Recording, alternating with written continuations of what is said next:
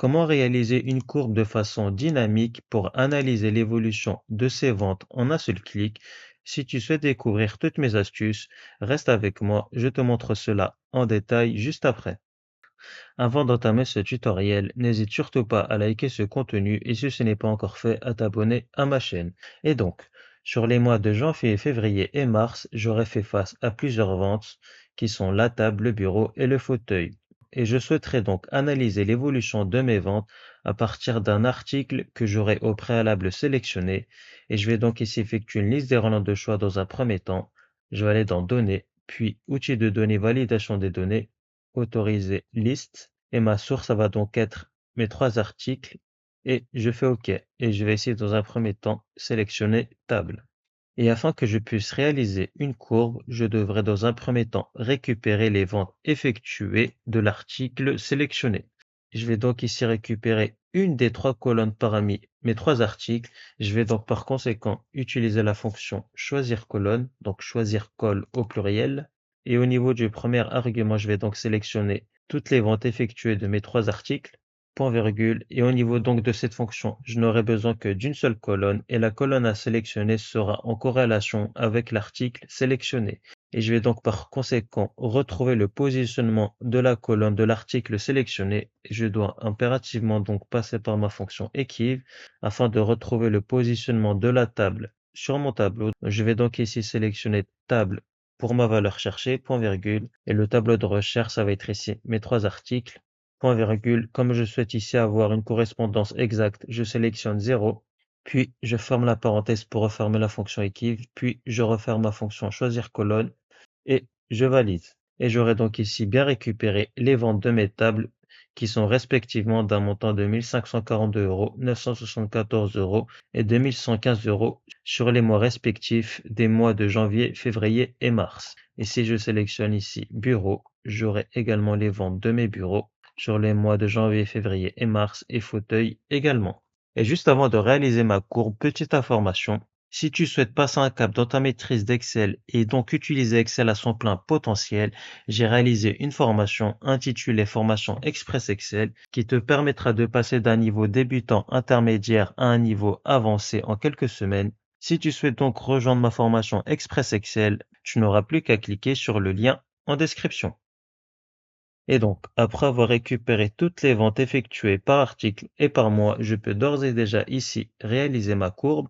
Et je vais donc ici sélectionner les éléments qui me permettront de réaliser ma courbe, soit le mois et les ventes effectuées par mois. Je vais donc aller dans Insertion et je vais aller ici au niveau de Insérer un graphique en courbe ou en aire. Et je sélectionne ici la première courbe que je vais bien évidemment améliorer. Je vais essayer donc dans un premier temps supprimer le quadrillage en arrière-plan. Je n'en aurai pas besoin. J'appuie sur la touche Supr, puis je double-clique au niveau de ma courbe. Je vais adopter au niveau du pot de peinture une couleur verte. Donc je vais ici prendre ce vert. Je vais plutôt prendre un vert un peu plus foncé. Donc je vais prendre celui-ci que je vais rendre un tout petit peu plus clair. Voilà, je fais OK. Je vais augmenter la largeur à 5,25 points. Puis je vais cocher en bas sur lissage pour rendre ma courbe plus lisse. Puis je clique au niveau de la marque. Dans Options des marques, je vais ici sélectionner Prédéfini et je vais prendre plutôt une marque, on va dire circulaire. Et là, je n'aurai plus qu'à refermer. Ensuite, je reclique au niveau de ma courbe, je clique sur le petit plus et je sélectionne Étiquette de données. Et je vais naturellement mettre les ventes effectuées par article et par mois avec une police d'écriture en gras que je vais passer à 11 au niveau de la taille de police, voilà. Puis je vais également mettre mes ordonnées, en l'occurrence les mois de vente en gras, et je vais passer en taille 12, voilà, parfait. Et je n'aurai plus que par la suite à paramétrer mon titre, mais je souhaite ici dans un premier temps avoir un peu plus d'espace entre le futur titre de mon graphique et ma courbe, donc je baisse légèrement ma courbe, voilà, parfait. Je vais encore le baisser un petit peu plus bas. Tout à l'heure, je me suis trompé, c'était bien les abscisses pour les mois, et là, c'est les ordonnées, donc je vais cliquer sur mes ordonnées, et ça va être ici, plutôt, en termes d'unité, je vais aller plutôt de 1000 en 1000, donc pour avoir le moins de valeur ici. Unité principale, je remplace 500 par 1000, et je referme. Et donc, le titre de mon graphique sera naturellement variable selon l'article sélectionné. Je vais ici pour cela, sur cet encadré, paramétrer mon titre. Ça va donc être est égal à, j'ouvre les guillemets, vente de, je mets un espace, je ferme les guillemets, j'utilise Esperluette pour sélectionner l'article concerné, qui va être ici fauteuil. Par ailleurs, juste avant de reprendre le paramétrage du titre de mon graphique, si tu apprécies ce genre de format, écris-moi en commentaire courbe et je veillerai à réaliser d'autres tutoriels de ce format. Et donc, ça va être ici vente de fauteuil. Je remets l'esperluette et je réouvre les guillemets pour reprendre ma phrase. Donc, vente de fauteuil d'un montant, vente de fauteuil. Et ça, je vais préciser qu'il s'agit ici du premier trimestre, étant donné qu'on est sur janvier, février et mars. Donc, vente de fauteuil au premier trimestre d'un montant de, je mets un espace, je ferme les guillemets et je vais ici retrouver le montant des ventes totales sur les ventes de mes fauteuils dans un premier temps. Donc ça va être ici la fonction somme naturellement.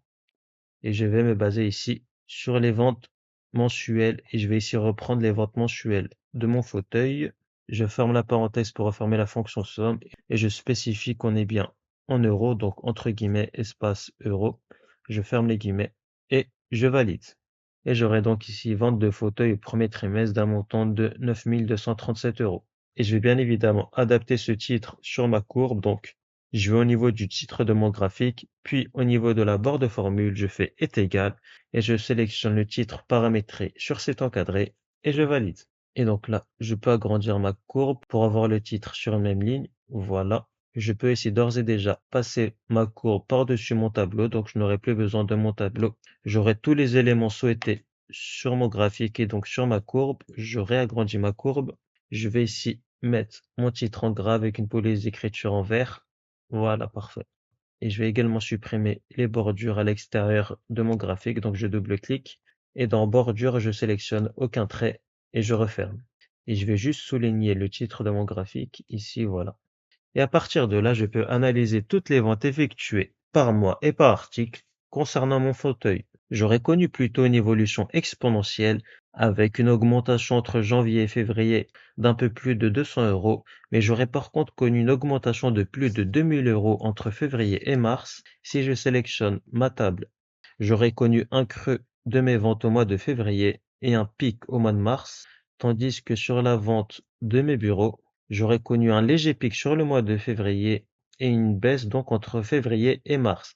Et je peux dynamiquement donc analyser l'évolution de mes ventes par article et par mois. J'aurais pu bien évidemment sélectionner beaucoup plus que 3 articles. J'aurais pu également analyser mes résultats sur toute une année, mais le but surtout était de te montrer tous les outils que j'utilise afin d'analyser mes ventes sous forme de courbe.